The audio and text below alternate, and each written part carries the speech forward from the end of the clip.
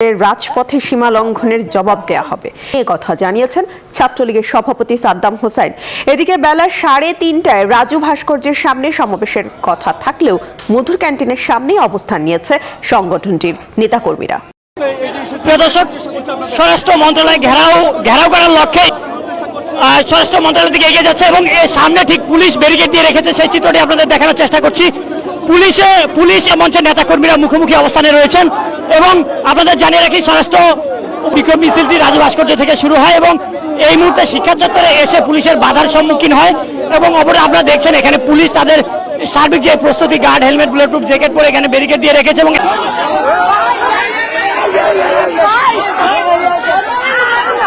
ভয়ঙ্কর রূপে ফিরবে বাংলাদেশ ছাত্রলীগ। প্রথম কথা, ছাত্রলীগ লড়াইয়ের মধ্যেই আছে। সাবেক প্রধানমন্ত্রী ও আওয়ামী লীগ সভাপতি শেখ হাসিনা ভারতের দিল্লি থেকে দলীয় নেতাকর্মীদের প্রতি সরাসরি নির্দেশনা দেন, বাংলার মাটিতে পাকিস্তান প্রীতি মেনে নেওয়া হবে না।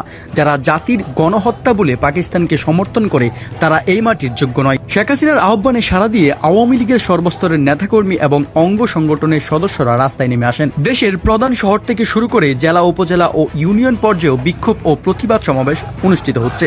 প্রত্যেক এলাকা ভিত্তিক সব জায়গায় মানববন্ধন এবং মিছিল মিটিং যে যা পারো করতে হবে।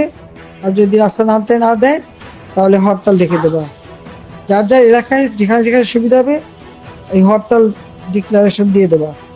বক্তারা বলেন, 1971 সালে পাকিস্তানি বাহিনী 2 লক্ষ মা বোনের ইজ্জত হানি করে লক্ষ লক্ষ নিরীহ মানুষকে হত্যা করে।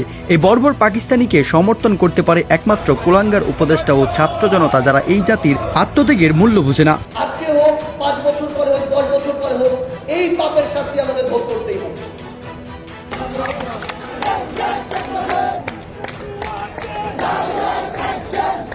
ঢাকা, চট্টগ্রাম, রাজশাহী, সিলেট, খুলনা, বরিশাল, রংপুর ও ময়মনসিংহ সহ সারা দেশের বিভিন্ন জায়গায় অনুষ্ঠিত বিক্ষোভে লক্ষাধিক মানুষ অংশ নেয়।